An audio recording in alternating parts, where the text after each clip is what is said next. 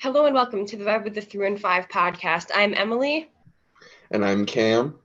And this week's episode is going to be a lot of Syracuse basketball.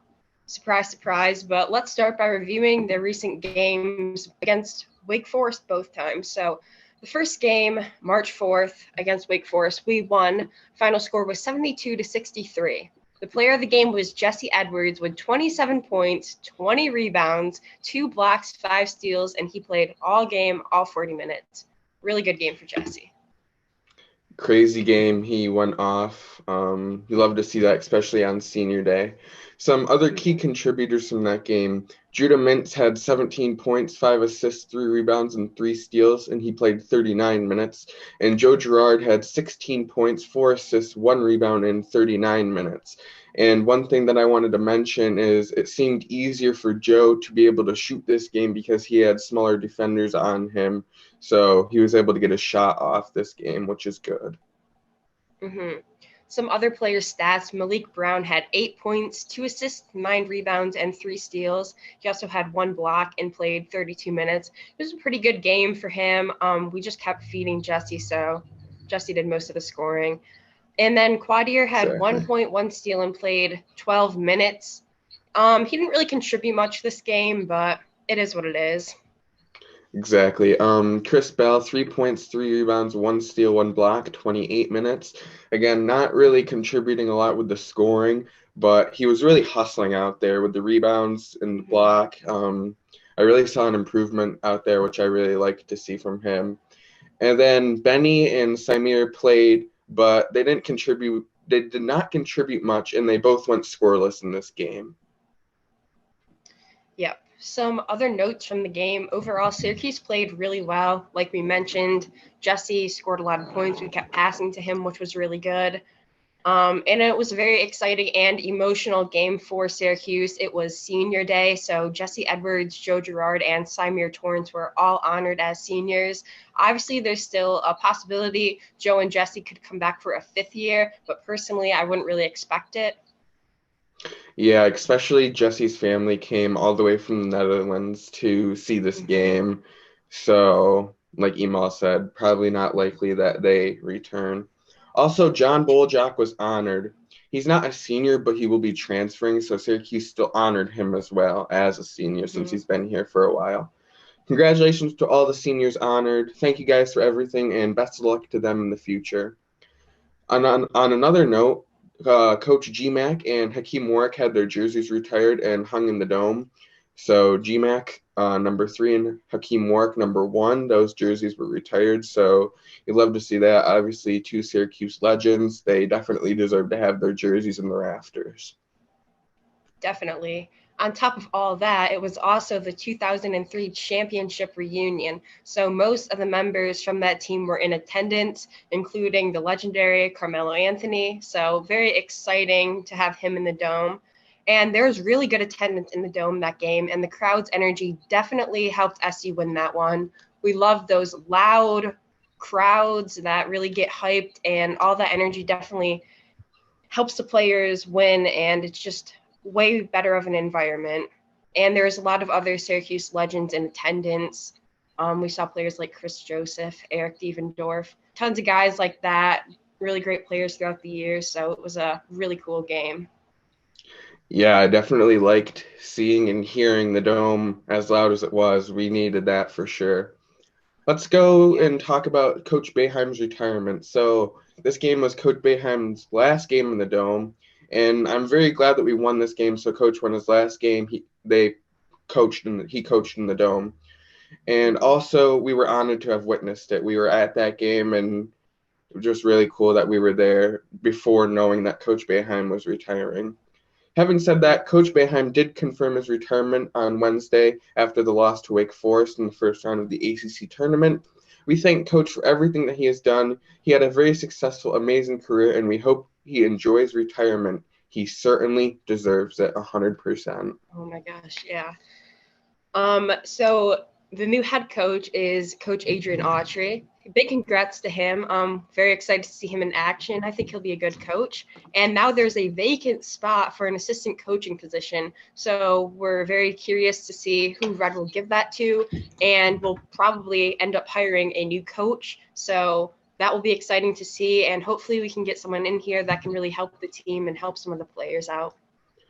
Exactly. And like we said in the previous episode, if we were not to hire, we would say Red over GMAC, and we were right, Red over GMAC. So I'm glad that it is Red that took over.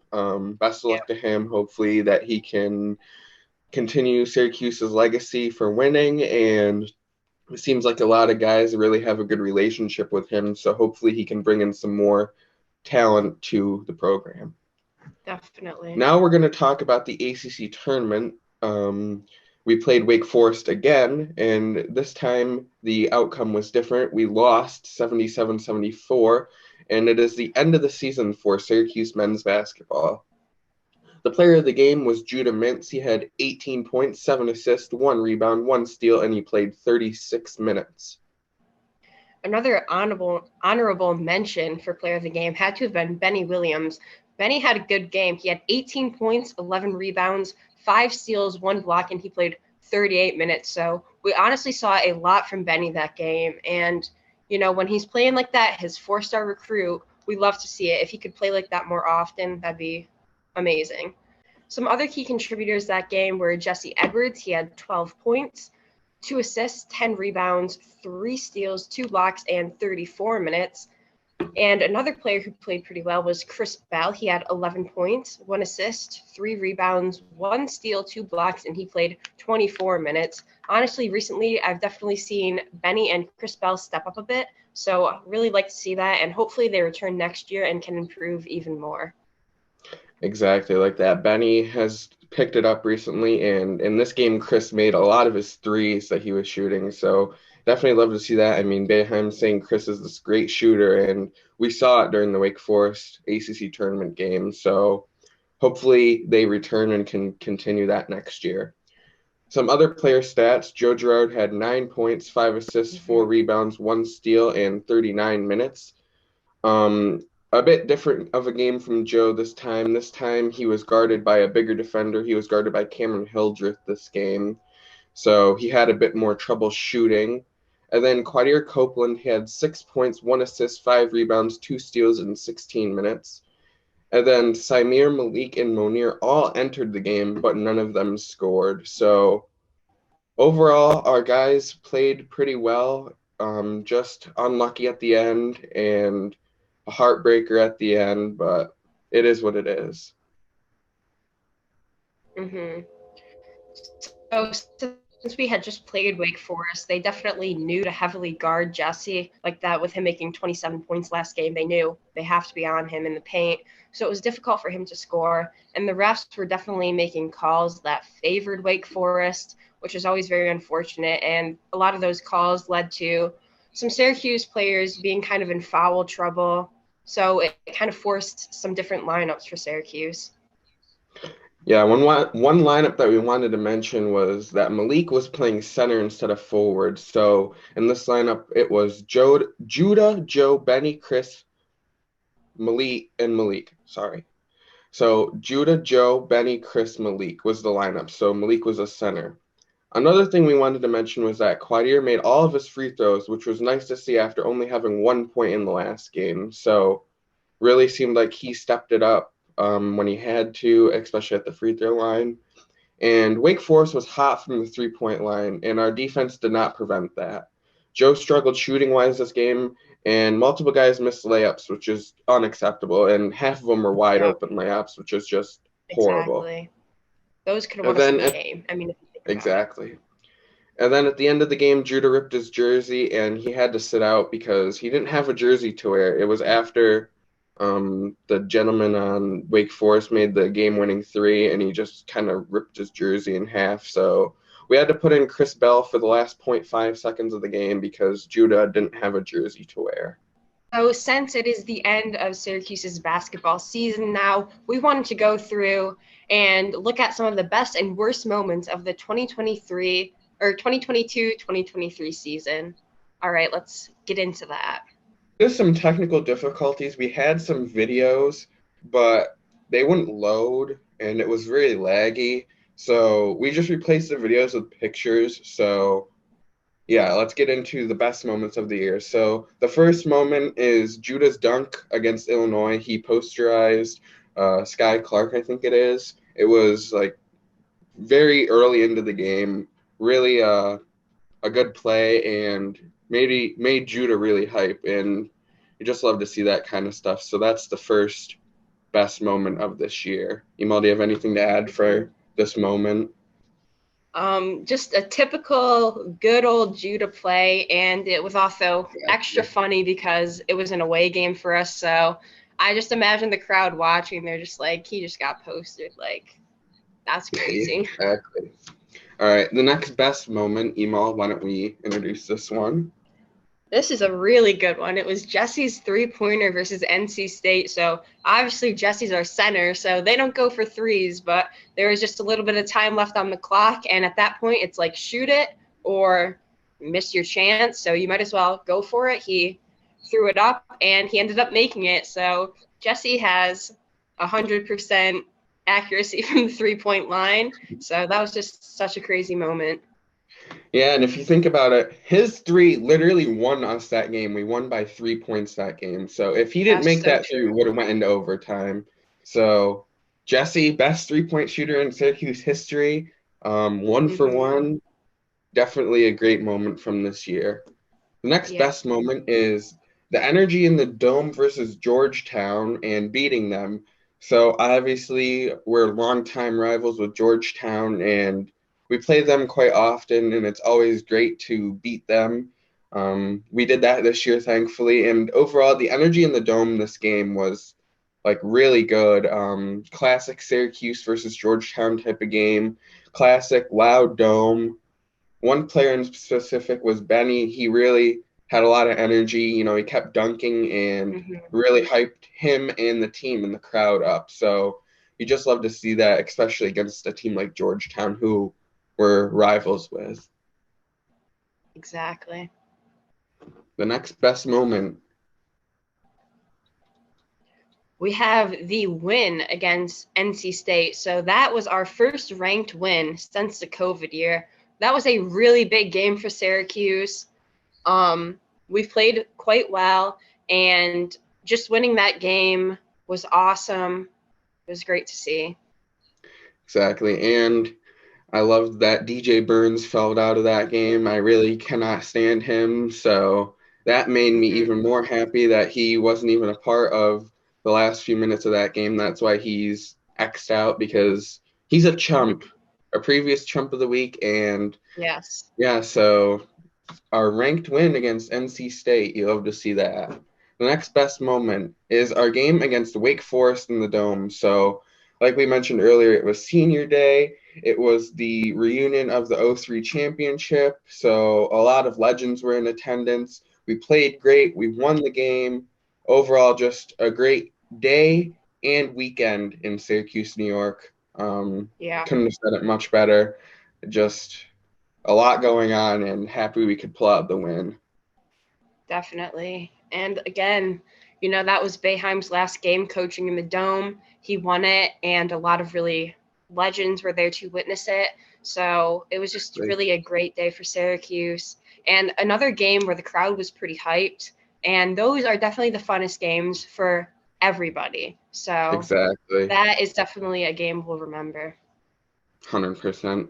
The last best moment we have is doing as well as we did this year. So, me personally, I don't know what Emal thinks, but going into the year, I tweeted like, we're lucky if we're going to have 10 wins this year, or something along the lines of that. Um, we really played well. I mean, we had a lot of freshmen this year. Most of them played well.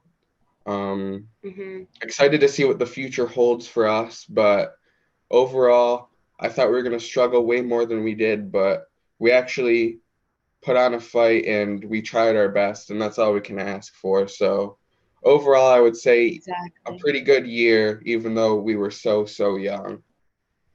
Yeah, under the circumstances, I mean, like Cam said, the guys definitely tried their best, and that's all you can expect from them. And like that, Exactly. every single player had good games where you definitely saw potential and flashes of, what they could potentially be. So it will be exciting to see what the program will look like in the future. And like that, we had good games, like we just mentioned, the NC State game. And, we also beat Virginia Tech earlier in the year. Those were definitely games I thought we'd lose. And then just winning those games definitely was exciting to see. So I'm really proud of the team this year. Hopefully they get some more experience, and hopefully the guys stay and they can build their chemistry a bit. And hopefully Coach Red can bring us a good season next year. Exactly. All right, getting into the worst moments of the year. The first worst moment we have is Emal. Let's talk It about was this one.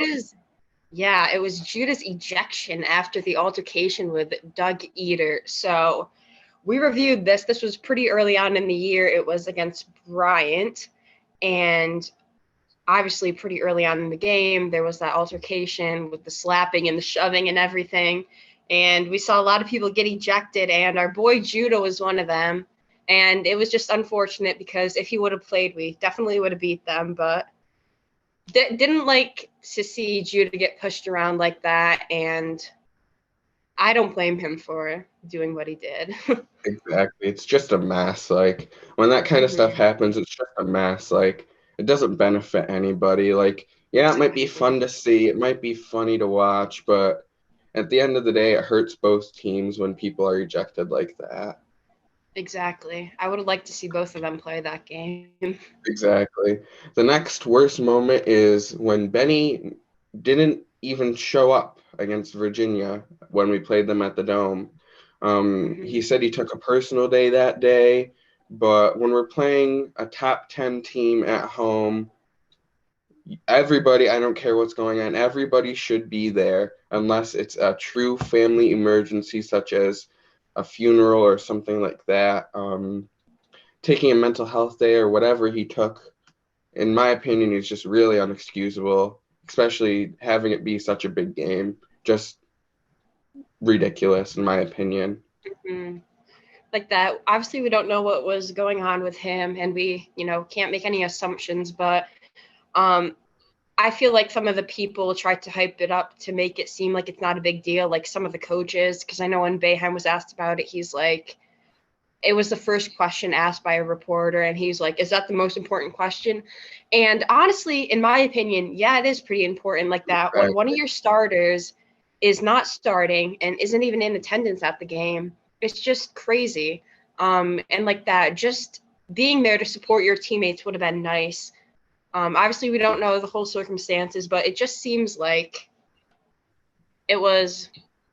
I don't know. I just felt like he should have been there to support It his was team, but fishy, and we yeah, and it tried to just sweep it. We tried to sweep it under the rug too, yeah, it like just kind of the threw off the program. fans and I'm sure the other players. So was not a Exactly. good Just moment.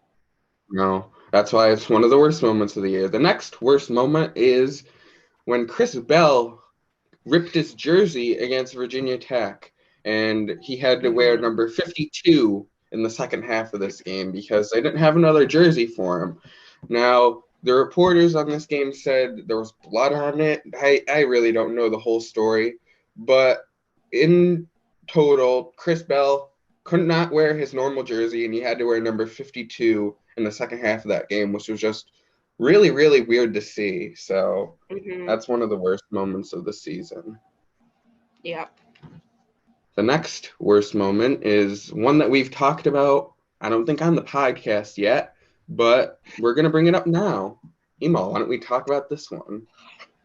So I don't know how many people who watch our podcast are on like Instagram. I know some are, some aren't. But every single time there's a game day at home and just other days, we constantly see the players post about the purple banana on their stories. Some players that are constantly doing this include Quadier, Chris Bell. I have seen Benny Benny. do it quite often, our boy Judah. No hate to the players. It's just every game day we wake up and see purple banana, go get your purple banana. And in my personal opinion, it never looks very appetizing. No. I've never personally tried purple banana. I do like smoothies.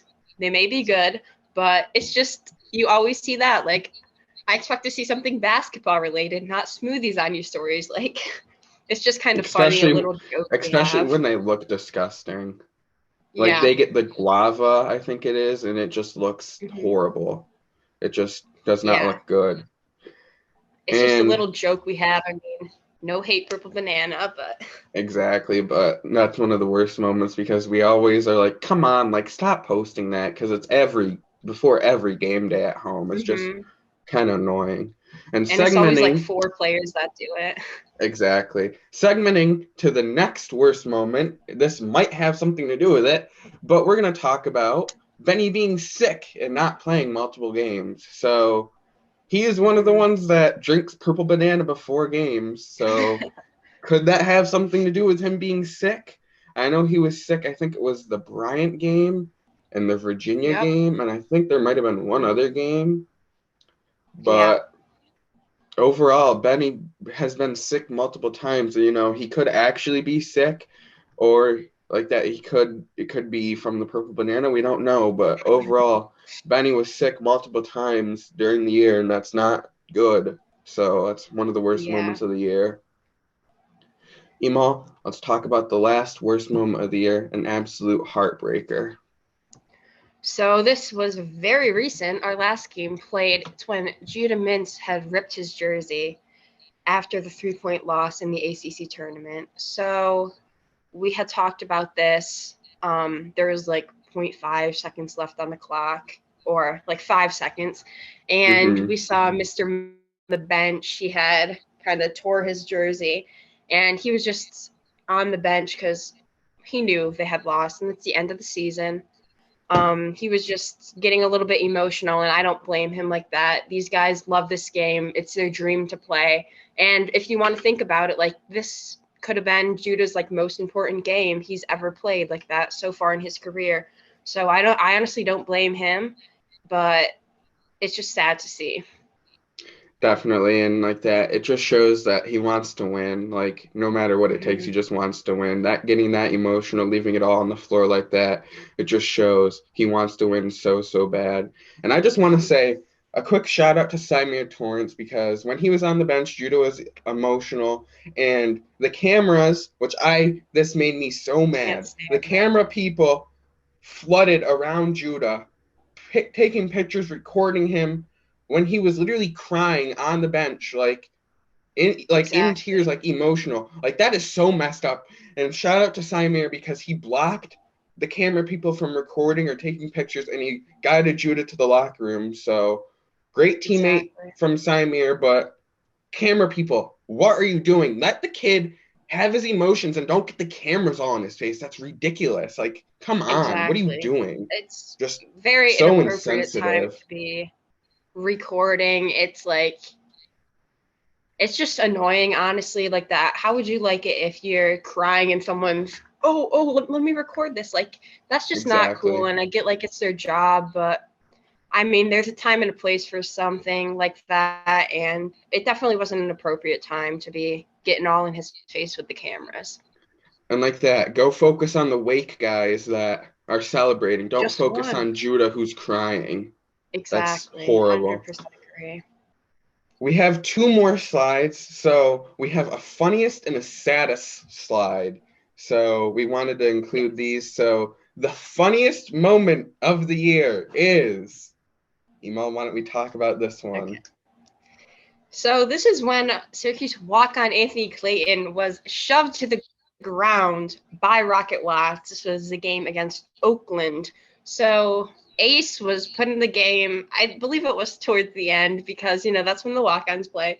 And Rocket Watts was playing some crazy defense on him, and he got shoved to the floor. And I think it was kind of towards like the coaching like panel or something. Uh-huh. It was So like on the side, like where people go to like check in.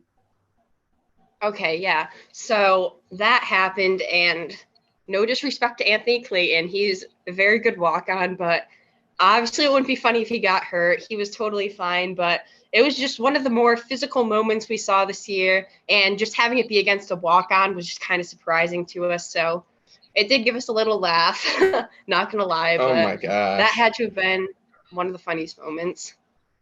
Let me tell you, when we recorded that podcast episode recapping that game, I swear it probably took us 5 different tries to record that portion of the podcast Yes. because we just kept cracking up. just just the way that it was like said and everything, it was just hilarious. Like we kept laughing and had to cut it out, and then like we finally got it after like 5 different tries. But Uh-huh. overall, in our opinion, the funniest moment of the year was Anthony Clayton getting shoved to the ground by Rocket Watts. Let's go Yes. over the saddest moment of the season, and to no one's surprise, it is Coach Boeheim announcing his retirement. And although it's good that he's retiring, it's good for the program. It's still sad to see Coach go after 47 years of being the head coach. I mean, one of the greatest coaches of all time, a Hall of Fame coach. People come to Syracuse to play for Coach Boeheim. Just overall, it's still sad to see him go, even though it'll benefit the program in the long run. Like we said earlier, congrats to Coach Boeheim. You definitely deserve retirement. We hope you enjoy it, and we wish nothing but the best to you because you're a legend and you make Syracuse basketball what Syracuse basketball is. Exactly. He has done so much for the program throughout the years, and he has had an amazing career. And I think coming up, we're going to do an episode reflecting on his career and all of the amazing accomplishments he's had. So keep your eyes out for that. But we love you, Coach Boeheim. Go enjoy some time golfing and relaxing because you certainly deserve it after all the crazy stuff, especially this year with basketball. But we'll always love Coach, and like the picture says, thank Definitely. you for everything. Yeah, maybe you can go golfing with Daddy Adam. Yeah, I think he bought a place on Skinny Atlas Lake, so I think him and Adam will be spending a lot of quality time together, which is cool. Exactly. All right, so now for our special segments, and then we're going to wrap up this episode. So this week, my chump of the week is Cameron Hildreth, aka the Leprechaun. He is a player for Wake Forest, and overall very annoying. Um, he's on the chart where he has a kickable face, and I just want to recap by saying Kihei Clark is the winner for the most kickable face in the ACC this year. So congratulations, Kihei, you won that award. But Cameron Hildreth, he's up there. Um, Another reason he's the chump of the week is that he hit the game-tying shot in the ACC tournament, and everyone acted like it was this amazing shot. It really wasn't. He literally just spun in the air and shot it. Like, you're a Division I college basketball player, you should be able to make that shot. You were wide open, so I don't know why people are so ratting and raving about it. It wasn't even that cool. But overall, the Leprechaun, Cameron Hildreth, is this week's chump of the week. And Yeah. usually I have another special segment. I usually have a take of the week. But this week is a little bit different because this Sunday is Selection Sunday for the NCAA tournament. So the brackets will come out, and we're going to do an episode of our brackets and our predictions for the NCAA tournament. So for this week, my take of the week is being saved for that episode. So my take of the week is who the national champion is going to be for this season. So you have to stay tuned and watch that episode to see my take of the week for this week. Emal, why don't we get into your show and tell? Okay. So it is a Mo Bamba card. Cam actually gave this to me when we went to that game on March 4th. So shout out Cam. But it's a card from when he's on the Magic. I have had a recent obsession with Mo Bamba, I'd say. I've always liked him a lot. And then when he got traded to the Lakers, the obsession went from here to about here. So I got to see him play, which was very cool. And he is currently out with an ankle injury. And I was notified yesterday that he's going to be out for another 4 weeks. So it really just had Very me thinking about unfortunate. Mo. And I hope he can get better soon because, the Lakers have been doing pretty well, honestly, considering all their injuries. But I just love Mo Bamba. And I just wanted an excuse to talk about him on the podcast, so I thought this show and tell item would be perfect. Exactly, and we know what Sheck West says about Mo Bamba, and we all know it's true. Exactly. So, other than that, that pretty much wraps it up for this episode. Thank you guys for watching, as always. Make sure to leave a like and comment. Well, like I said, we'll have the NCAA tournament special coming out sometime early this week. Probably we'll record it probably Sunday or Monday, so expect it up Monday or Tuesday. Be on the lookout for that. Like I said, other than that, that's pretty much it for this episode. Ema, anything to add? Comment below your favorite or least favorite, best and worst moment you have from the Syracuse season, because I want to know your guys' thoughts too. But thank you guys for watching, Exactly. as always. Thank you guys for watching, and we're out.